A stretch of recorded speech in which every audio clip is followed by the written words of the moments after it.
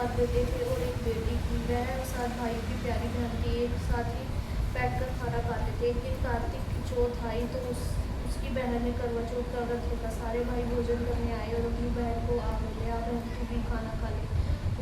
उसकी माँ बोली, आज मैं खाना नहीं खाएगी, इसका करवा चौथ का व्रत है, जब चाँद निकलेगा तभी खाना खाएगी। तो उसके भाइयों ने छल कपट से जंगल में आग जलाकर छलनी में से चाँद दिखा दिया। तो वह अपनी भाभीयों से बोली, चलो चाँद निकल रहा है, आरत दे दो। तो उसकी भाभी बोली, ये तो तेरा चाँद निकला है, हमारा तो रात को निकलेगा। ऐसे सुनकर भाइयों के कहने से उसने चाँद को अर्घ दे दिया और खाने बैठ गई। पहला टुकड़ा तोड़ा, पाल निकला। दूसरा टुकड़ा तोड़ा, छींक मारी।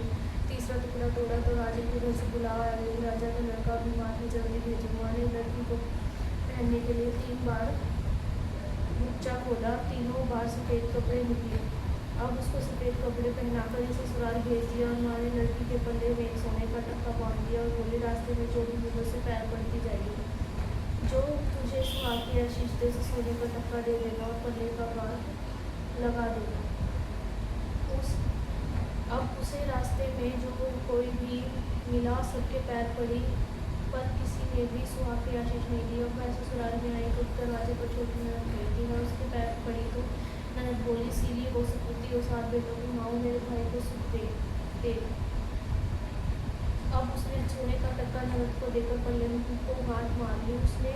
उसके बाद वह अंदर आई। आकर देखा कि उसका पति मरा पड़ा है। अब वह उसे लेकर एक कोठरी में पड़ी रही। 1 साल तक उसकी सेवा करी।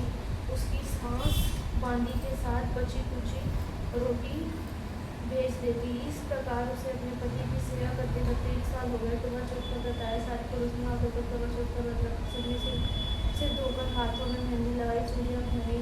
वह सब देख रही तो रसोई तो भी करवा चौथ का व्रत कर देता। मैं बोली, मैं कैसे करूँ? तो मैं बोली, चौथ माता की कृपा से सब ठीक हो जाएगा।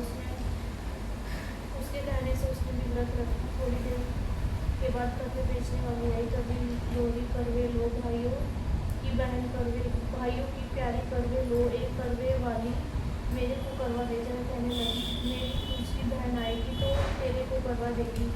दूसरी आई, करवे लोरी करवे लो, भाइयों की प्यारी करवे लो, एक करवे वाली मेरे को भी करवे दे जा। तो वह बोली, मेरी तीसरी बहन आएगी तो तेरे को करवे देगी।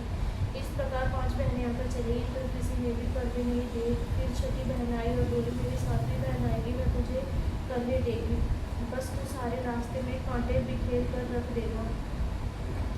जब वह खूब चिल्लाती हुई आएगी तो उसके पैर में कांटा छुप जाएगा और तू सुई लेकर बैठ जाना। उसका पैर पकड़कर मत छोड़ना और उसके पैर का कांटा निकाल देना, तो वह तेरे को आशीर्वाद देगी। भाइयों जियो, साई जियो।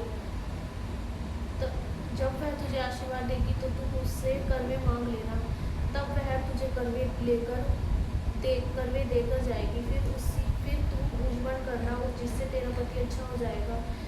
अब उसने वैसा ही किया। सारे रास्ते में कांटे बिछा दिए।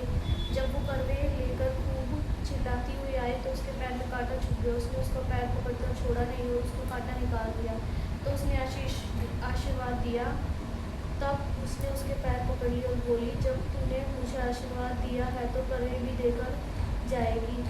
तो उसने बोला, तूने तो मुझे ठग लिया है, कहकर उसने उसे करवे दे दिए। अब करवे लेकर उसने भूजबन की तैयारी की। व्रत रखा। राजा का लड़का ठीक हो गया। बोला, मैं खूब सोया। वह बोली, सोए नहीं, 12 महीने हो गए तेरी सेवा करते करते। चौथ माता को अच्छी तरह से करो। अब उसने चौथ माता को उपमन किया। अब वे दोनों चौपड़ खेलने लग गए। फिर उसकी बांधी तेल की पली और दूध की डली लेकर आ गई। दोनों को खेलते देखकर सासू ने बोली, महलों में तुम रौनक है, तेरी बहु चौपड़ साथ खेल रही है। इतना सुनकर सासू देखने गई तो दोनों को देखकर बहुत खुश हुई। तो उन्हें सासू के पैर दबाए और सासू बोली, तो बहू सच बता, तूने क्या किया? उसने सारा हाल अपनी सासू को बताया तो राजा ने सारे शहर में ढिंढोरा पिटाया कि उसने अपने पति की जीवन सुरक्षा के लिए सब बहनें करवा चौथ का व्रत रखे। पहले करवे को अपने पीहन में जाकर उपमन करे। ले चौथ माता, जैसा राजा के लड़के को जीवन दान दिया वैसा सभी को देना। कहते सुनते सब परिवार की स्त्रियों को भी सुहाग देना। इसके बाद विलायत जी की कहानी भी कह सुन लेते हैं। एक गांव में 2 माँ बेटी थी। बेटी अपनी माँ से बोली कि गांव से सब लोग गणेश मेला देखने जा रहे हैं, मैं भी मेले में जाऊंगी। माँ बोली है कि वहाँ पर बहुत भीड़ होगी, कहीं गिर पड़ गई तो बहुत चोट लगेगी।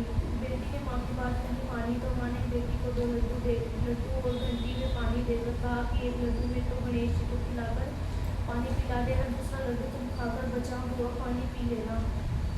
बेटी मेले में चली गई। मेला समाप्त होने पर सभी गांववासी वापस आ गए, परंतु उसकी बेटी नहीं आई। वो गणेश जी के पास बैठी, एक लड्डू पानी गणेश जी तुम्हें और एक लड्डू पानी मुझे, इस तरह कहते हुए पूरी रात बीत गई। गणेश जी ने सोचा कि यदि आज मैं लड्डू खाकर पानी नहीं पीऊँगा तो यह अपने घर मिल जाएगी, इसलिए गणेश जी लड्डू का लड्डू बनाकर आए। बेटी से लड्डू लेकर खाया, पानी पीकर कहा कुछ मांगो बेटी। मन में बोली क्या मांगू, अन्न मांगू, धन मांगू, महल मांगू, सुहाग मांगू, खेत मांगू, बैल मांगू, बस इतना ही मांग लेती हूँ। गणेश जी ने उसके मन की बात जानकर बोले अब अपने घर जाओ, तो तुमने मन में सोचा है, जो तुमने मन में सोचा है सब तुम्हें मिलेगा, मुझे मिलेगा। बेटी को पहुँची तो माँ ने पूछा कि इतनी देर कैसे हो गई। बेटी ने कहा कि आपके कई अनुसार मैं गणेश जी को लड्डू खिलाकर पानी पिलाकर आई हूँ, और देखते ही देखते जो कुछ बेटी ने मन में सोचा था मैं सब कुछ उनके घर में मिल गया। हे गणेश महाराज जैसे हो काम बेटी पर बरसे वैसे खेलते सुनते हर किसी पर बरसे, गणेश जी महाराज की जय। बस।